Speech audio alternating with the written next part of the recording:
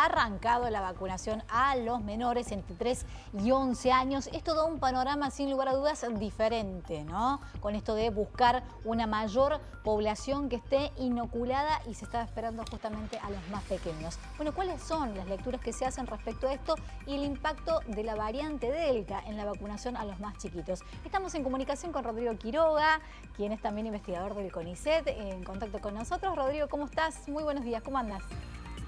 Hola, buenos días, ¿cómo les va?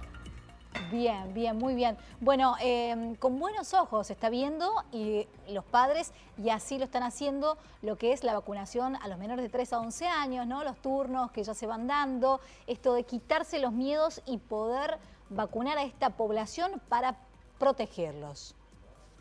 Sí, efectivamente, bueno, mi hijo ya está vacunado. La verdad que se está avanzando bastante bien, bastante rápido. Ha habido una amplia, digamos, un amplio consenso entre las sociedades de pediatría, los ministerios de salud de las diferentes provincias, Ministerio de Salud Nacional, ANMAT.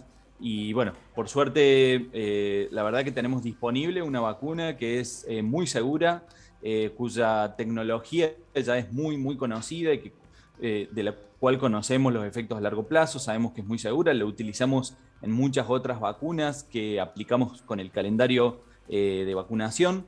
Y la verdad que la vacunación infantil tiene varios beneficios, ¿no? Tiene beneficios directos porque sabemos que es muchísimo más segura, pero muchísimo más segura, miles de veces más segura que contagiarse de COVID. Esto es importante señalarlo porque por ahí se dice, bueno, los niños no se enferman gravemente de COVID. En realidad tienen mucha menor probabilidad de transcurrir una enfermedad grave que los adultos, pero tienen un cierto riesgo de todas maneras, y ese riesgo es muy superior al riesgo que corren los chicos con la vacunación, ¿no? Por eso la vacunación es un beneficio directo para los niños que se vacunan, y por otro lado tenemos el beneficio indirecto de justamente aumentar la inmunidad colectiva mediante la vacunación de niños y adolescentes, y de esta manera que el virus circule menos. Nosotros hemos realizado una serie de simulaciones donde justamente determinamos que la circulación de la variante Delta en el país se vería muy disminuida mediante la vacunación de niños y adolescentes, y de esta manera podríamos realmente tener un panorama muy bueno de cara a los próximos meses, ¿no? Así es. Rodrigo, buen día, te saluda Andrés Oliva, ¿cómo estás? ¿Cómo estás, Andrés? Veíamos en Twitter también la imagen que subiste de la vacunación de tu hijo. Imagino que ese momento por lo que vos describías fue muy emotivo también en el pabellón Argentina de la Universidad Nacional de Córdoba, y las dudas que uno tiene como padre y como madre también de llevar y de anotar o no a su hijo. La pregunta que te quería hacer es la siguiente, Rodrigo. Vos hablás de que la vacuna de Sinopharm o Sinopharm, que es la plataforma de virus inactivado o virus inactivo, es segura. Quisiera que nos cuentes un poco más de eso porque me parece que hay muchas dudas al respecto, porque también ha habido una campaña de desinformación al respecto. Esta vacuna de Sinopharm o Sinopharm, como se pronuncia en inglés, es muy segura, pero ¿por qué es tan segura como se dice? Bueno, las vacunas virus inactivado las usamos prácticamente hace 100 años, ¿no? Es el primer tipo de vacuna que se utilizó en el mundo. A veces eran a virus atenuados, este es a virus inactivados, es decir, los virus están muertos, no están vivos los virus que se inyectan. Y entonces, claramente, es muy difícil pensar o elaborar un argumento racional de que el virus vivo sería menos peligroso que el virus muerto, ¿no? Entonces, la verdad que estas vacunas se utilizan ampliamente.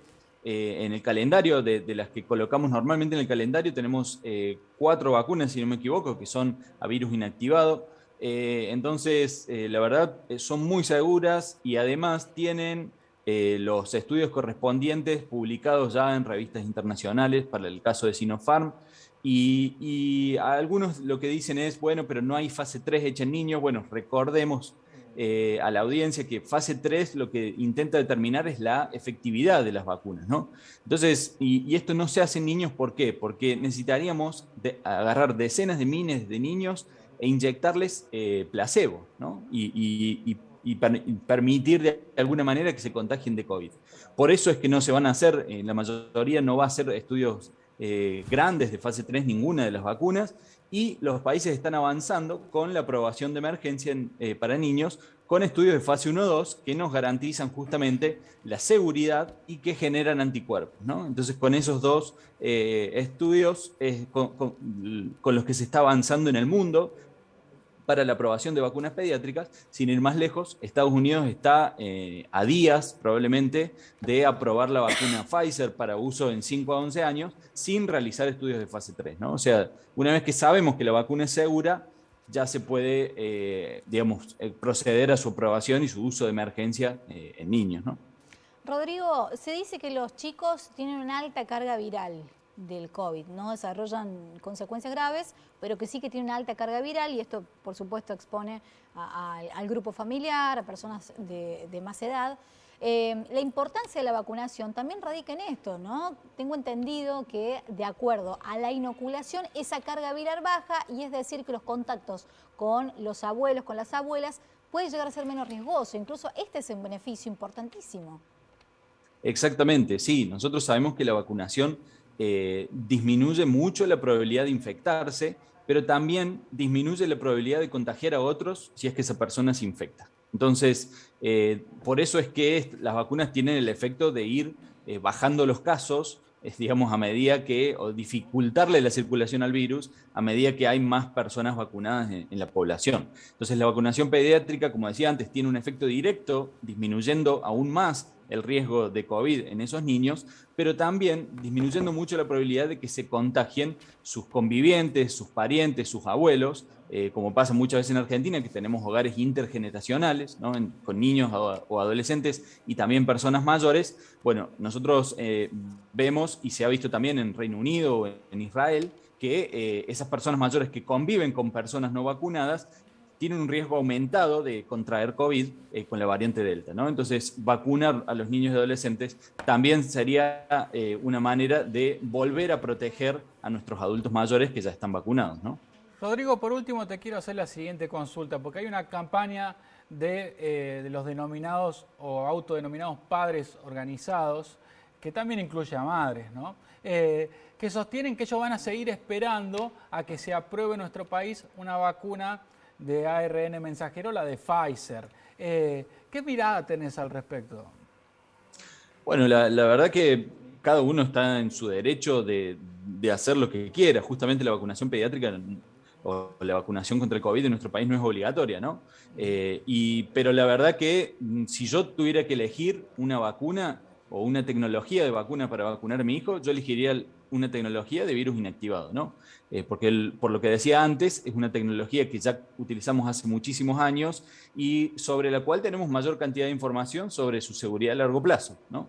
Hay grupos de desinformación justamente en Estados Unidos, gente que está haciendo campaña en contra de la vacunación pediátrica, que justamente hace énfasis en el hecho de que las vacunas ARN serían más inseguras o demás. La verdad que eso no es cierto. Las vacunas ARN son seguras, pero su perfil de seguridad es claramente inferior al de las vacunas de virus inactivado, ¿no?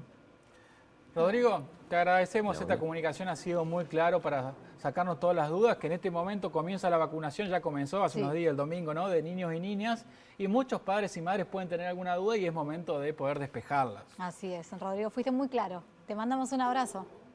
Gracias. Buen día. Hasta luego. Así bueno. es.